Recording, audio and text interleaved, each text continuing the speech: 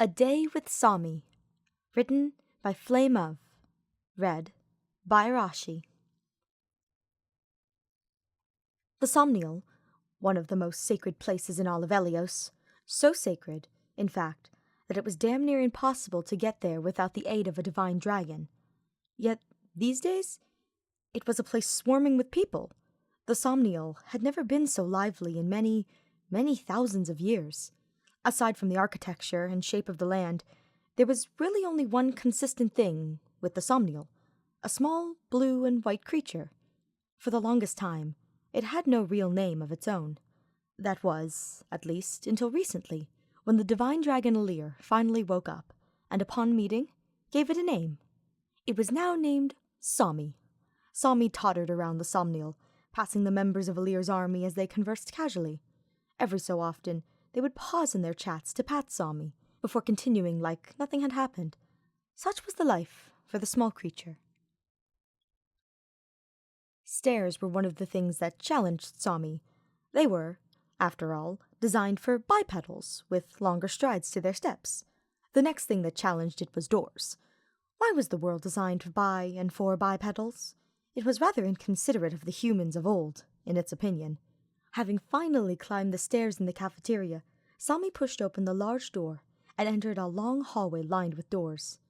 These were where everyone slept, and, at the far end, behind another large door, was the quarters of Alir, the divine dragon. Doors on the Somniel, thankfully, opened both ways. Push, pull, it didn't matter, for the doors opened anyway. At least, Sommie would give the designers credit for that. It pushed the door open and stepped into what was essentially the master bedroom. By far, it was the biggest sleeping quarters in the lineup, fitting for the center of Helios' faith, literally, in some cases, since the Somniel is close to Lethos. At the back of the room, by the opening that was, frankly, too large to be called a window, there was the bed. Now, Sommie was no expert on the subject of beds, so he could only really guess that this one was queen-sized, maybe king in a pinch. Regardless, it was the kind of bed that was far too large for a single person. As it so happened, though, there wasn't a single person sleeping on the bed, but two. First, there was Alir, in all his red and blue-haired glory. When he was awake, Alir had a certain aura about him, not commanding, but inviting, like an old friend, gentle like a spring breeze. That was the secret to Alir's popularity, just unending kindness. Then there was the second person in the room, a younger-looking girl with more of a white, lilac color scheme. This girl was Alir's younger sister, Vale. Truthfully, Sommie didn't know Alir had a sister at all until very recently. Doubly so for the fact that said sister was actually the daughter of the fell dragon Sombron, thus making Alir, in truth, a fell dragon himself. Of course, Sommie already knew that last part. It had known Lumera for well over a few thousand years, and she had shared with it a secret or three every so often. And yet, she had never once thought to give Sommie a name. The audacity of it! Sommie jumped up on the bed. Alir and Vale were sound asleep, their hands held together as if they were afraid one of them would disappear in their sleep. Sommie could understand that fear all too well, having parted with mortals for several eons. Sommie nudged Alir from behind, and yapped a little. Slowly, Alir stirred awake, and looked over at the small creature. "Sommie," he muttered dozily, before smiling softly. "Good morning. Did we worry you?" Sommie yapped happily. It wouldn't be the first time anyone was worried that Alir was going to sleep for another 1,000 years or so. Alir chuckled slightly, patting Sommie on the head. "You're remarkably attentive, Sommie," he said, before beginning to lightly shake Vale. "Vale, wake up. It's morning," he said softly. Vale groaned quietly, slowly opening her eyes. Then, seeing her brother, she smiled sweetly. "Good morning, brother." "Good morning," Alir replied gently. "You seem to have slept well." Vale giggled slightly. "Of course I did," she replied. "After all, I got to wake up next to my brother." Sommie yapped, nuzzling against Vale's hand. "Oh, good morning, Sommie," Vale said. "Did you come to wake us up?" "Sommie has certainly taken a liking to you," Alir noted. "I'm glad. I was honestly a little worried when you two first met. Ah, yes, the first meeting. Sommie remembered it well. A few months ago, Sommie looked up at this girl with an off-white color scheme. It wasn't sure what to think about her, as it could smell the blood of the fell dragon in her veins. Yet those violet eyes seemed so innocent to it. Sommie really couldn't bring itself to feel hostile about her. Alir stepped forward from behind the girl. "Ah, I see you found Sommie," he said. "It's something of an unofficial mascot for the Somniel, and probably native here, too." "Probably?" the girl repeated. "You mean you're not sure, brother?" Brother? Ah, that would explain the fell smell, then. Another child of Sombrons, brought into the divine dragon's family. Lumera would be proud. Alir offered a small bundle of grapes to Sommie. "Sommie, I'd like you to meet Vale," Alir said. "She's my sister, and one of Sombron's last remaining children." So, one survived all these years, then. Sommie had to admit, it was surprised, especially with how diluted the fell blood was on Vale. Was diluted the right word? Probably not, now that Sommie thought about it. Humans and dragons had several words to describe single subjects, like how melt could instead be liquefy, thaw, or deliquesce. The last one was a real word. Sommie had checked. Vale slowly held out a hand to Sommie, seeming hesitant for some reason Sommie couldn't quite figure out. It wasn't like Sommie was bothered by the fact that she was a fell dragon. It had accepted the illusions into the Somniel pretty quickly. So what more was Sommie to do, aside from sniffing Vale's hand curiously, before nuzzling against it? Such was the first meeting between Sommie and Vale. Present. Vale was a kind girl, no question about it. Sommie could tell pretty quickly. After all, if you wanted to get into the Somniel, you needed a divine dragon's invitation.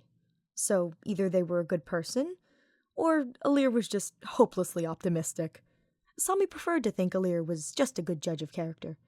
"We should probably go and get breakfast, shouldn't we?" Alir asked. "I hope Bonet is on kitchen duty today," Vale said, as they both rose from the bed. "What he does in the kitchen is nothing short of magic." "Well, as long as it's not Alfred, I think I'll be fine," Alir added. "I know he means well, but piles of meat is not a healthy breakfast." If Sommie had the capacity to, it would have chuckled. To it, piles of meat sounded quite nice. As the siblings stood and left the room, Sommie trotted around the room a bit, until he came up to the bedside table.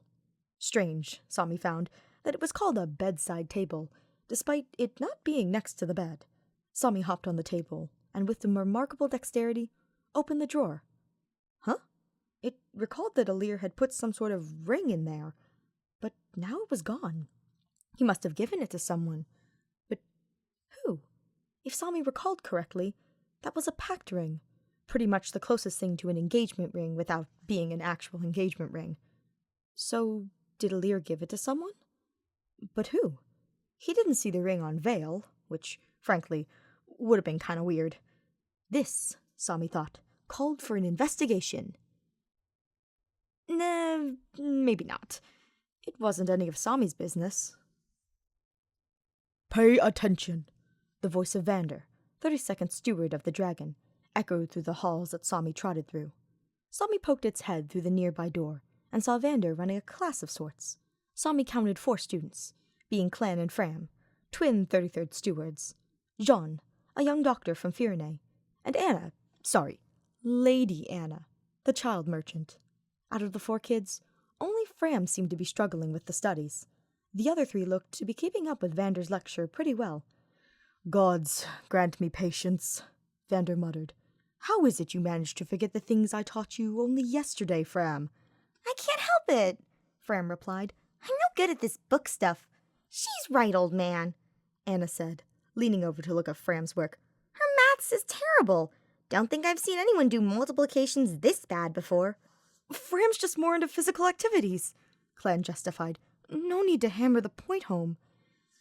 "Do you really have to spell it out like that, Clan?" Fram bemoaned. "Well, everyone has their strengths and weaknesses," Jean commented. "It's important to both play to them and work on them." "I don't even know what that means, Jean," Fram added. Sommie decided to move on from this scene. There wasn't much else of it to add to this scene, anyways. On the eastern side of the Somniel was where people went to get their daily exercise. It was something of a daily program, led by the Fyrenes Prince Alfred and his retainers, Etier and Boucheron. Joining them on this day were, surprisingly enough, the rest of the Elosian royals. And their retainers. Well, we say that, but really, out of all of them present, only Diamant, Prince of Brodia, had joined in the exercise. The rest seemed more than content to sit around and drink tea. To Sommie, these royal folk were largely interchangeable. It could honestly only be bothered to remember barely half of them, those being Alfred, Diamant, Alcrest, and Hortensia. It did, however, make Sommie feel a bit bad for the Salamic royals. It wasn't that Sommie disliked them, far from it. They were just far too eccentric, in ways that Sommie just didn't feel much for.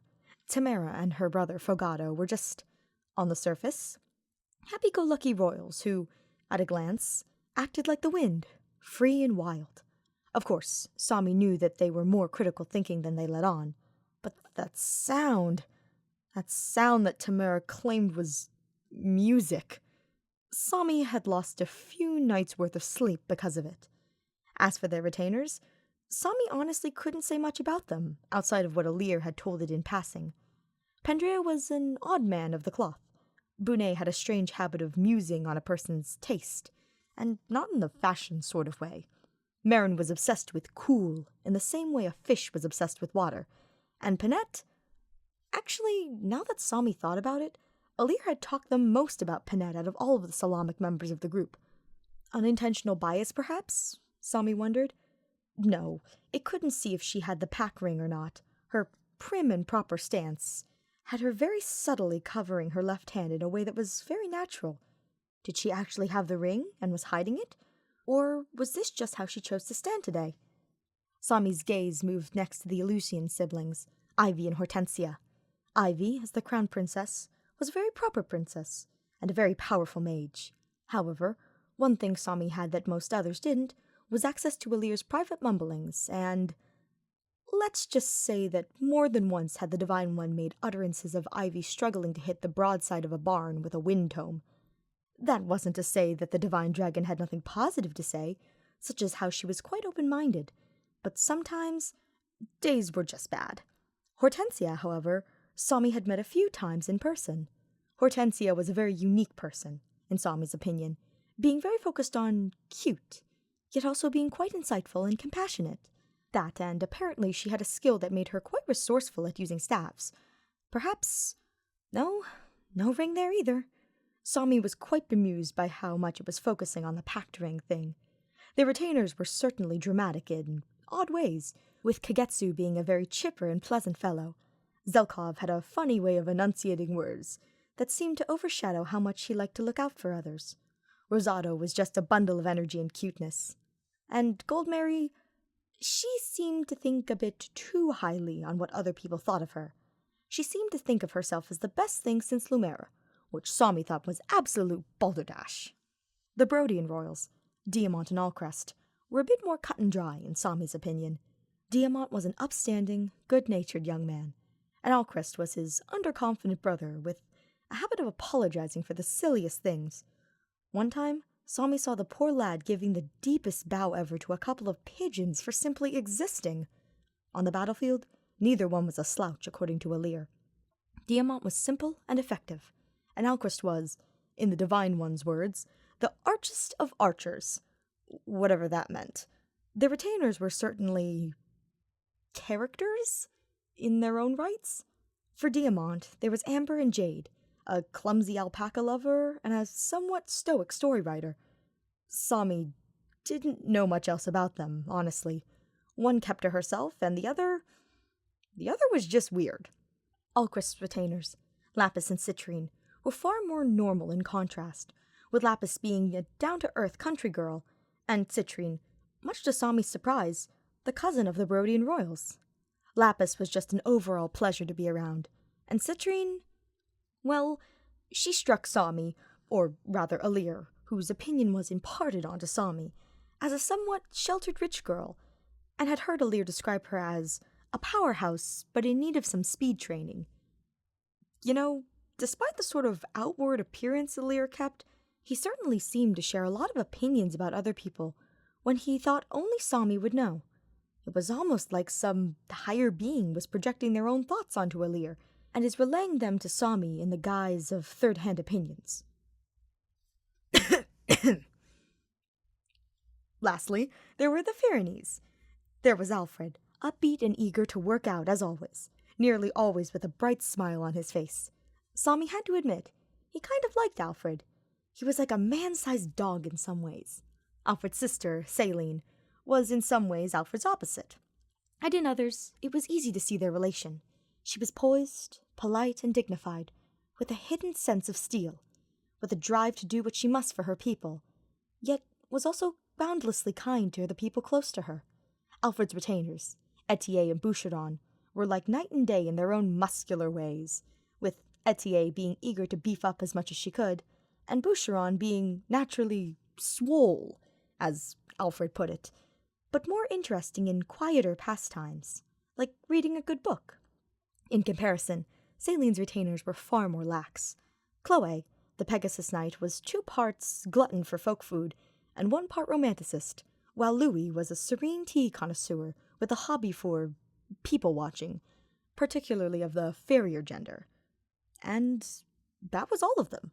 Sommie quietly winced at the mental load it had just thought, trying to parse through all the information it had on the royals. And all of these people made up the bulk of Alir's army, too. To the south of the Somniel, there was a pool. There was nothing special about it at all. It was literally just a small body of water, used for recreation. Sommie, however, couldn't remember when it was installed. Then again, it couldn't recall a time when the Somniel was just a floating, uninhabited chunk of land. At the pool, there were currently 4 people, the last 4 humans in this army. Sidal, the dancer from Solm, Yunaka, the oddball thief assassin, Linden, an easygoing scholar from Elugia, Saphir, a knight from Brodia, and finally Mavier, former member of the 4 Hounds, and Vale's knight. Sommie supposed it made sense for these 5 to sort of gravitate towards each other. After all, everyone else seemed to have their own circles, so it was kind of nice to see these 5 form their own circle. At that moment, Yunaka noticed Sommie. "Hey, look! It's Sommie!" she exclaimed. "Hey, Sommie!" Sommie quite liked Yunaka. In all honesty, she was a bundle of energy and a joy to chat with, even if it was quite obvious that she was hiding something about her past. "Now this is a surprise," Linden commented. "It is not often that we get to see the little one away from the divine dragon." Honestly, Sommie knew little about Linden, outside from the fact that he was a very compassionate man. "You know, I don't think any of us have figured out what Sommie actually is," Sidal said. "Is it some kind of dragon that is local to places like the Somniel?" Sidal was a professional dancer and fortune-teller, with extra emphasis on professional. He put a lot of effort into his practices, and fretted endlessly about what he ate. Sommie never really understood that, but that was just because Sommie ate whatever Sommie damn well pleased, or was offered, unless it was onions, nuts, or eggs. "Who knows?" shrugged Saphir. "And honestly, does it matter? The little critter is what it is. No need to think too deeply about it." Saphir, much like Linden, was one of the older, wiser, and overall kind members of the army, while also being a bit impulsive. Considering Alir picked her up in an Elusian port town that was overrun by corrupted, Sommie could believe that. "It is quite the inevitable existence at times," Mavier commented as he knelt down to pat Sommie on the head. "To not have to worry so about the complexities of humanity." Ah, Mavier, the black sheep of the group, once a more persistent enemy on the side of the fell dragon, it was later revealed that his loyalty was, and always will be, with Vale. Most people would kill for someone that loyal. "Hey, no fair, Mav," Yunaka said, picking up Sommie. "Let me have a turn with Sommie." Mavier chuckled. "My apologies, Yunaka." Yunaka's hold was like an iron grip. Sommie squirmed a bit before breaking free and making a run for it. Saphir barked out a laugh. "Looks like the little guy's not a fan of your grip, girlie." Off to the side, Sidal did a small fortune reading, and was mildly bemused by the results. "Is something the matter, Sidal?" Linden asks. "A rather vague reading." the dancer added. I cannot seem to get a read on Sommie's fortune. Perhaps I am not skilled enough to give a reading to anyone not humanoid. Perhaps, my friend, Lyndon said. Now, would anyone care for a cup of tea? The sun was beginning to set. On the west side of the Somniel, there was a small orchard where fruits were grown. Sommie sat by the small gazebo known as the Amiibo Gazebo. What an amiibo was, it had no earthly idea. But somehow, Alir was able to get clothes out of it. No, the Divine Dragon didn't know how it worked either, or why he could only do it 5 times a day. Sommie let out a small laugh. Life for it was either slow and boring, or... Actually, it was mostly slow and boring. A few moments of weirdness, like with Yunaka, but mostly boring. Ah, there you are, a familiar voice said. Sommie turned around to see Alir behind it. Alir took a seat next to Sommie, and the two looked out at the setting sun. Seems like you've had a busy day, Alir said. Just walking around? Sommie let out a small yip in response. Ah, Yunaka's hug again. Well, I think it beats one from Hortensia. You recall how she gets. Sommie shuddered at the memory. Sure, the princess was nice and all, but... Last time Sommie was held by her, she tried to apply makeup and an extensive amount of ribbons to it. While it wasn't obvious at a glance, Sommie did have fur, and pastel pink was hard to get out of fur, especially when you don't have hands of your own. There's something bittersweet about it all, Alir muttered, much to Sommie's confusion. Making friends with people that won't live nearly 100th of our lifespan, I mean. Ah, yes. Sommie could understand that. Even before Lumera, Sommie had met and parted with many, many people. Each parting was as sad as the last, if not more so. Sommie brushed its head against Alir's side, in an attempt to comfort him. If Sommie had the ability to speak, it would have said thus, loving others and being loved by others is like picking up a good book. In it, you see the triumph and tragedy in equal parts. But is it really worth less, knowing that it will eventually end? The joy in stories is not the end, but the journey you may look back upon later in life. And sure, when the time finally comes, you will feel sad. But all flowers eventually wilt, and no book has infinite pages. So why should we think less of the time spent tending to the roses, or reading those books? That is what Sommie would have liked to say. But, of course, Sommie couldn't speak the same language as Alir, so all it could do was give some warmth. And, at the very least, Alir felt it.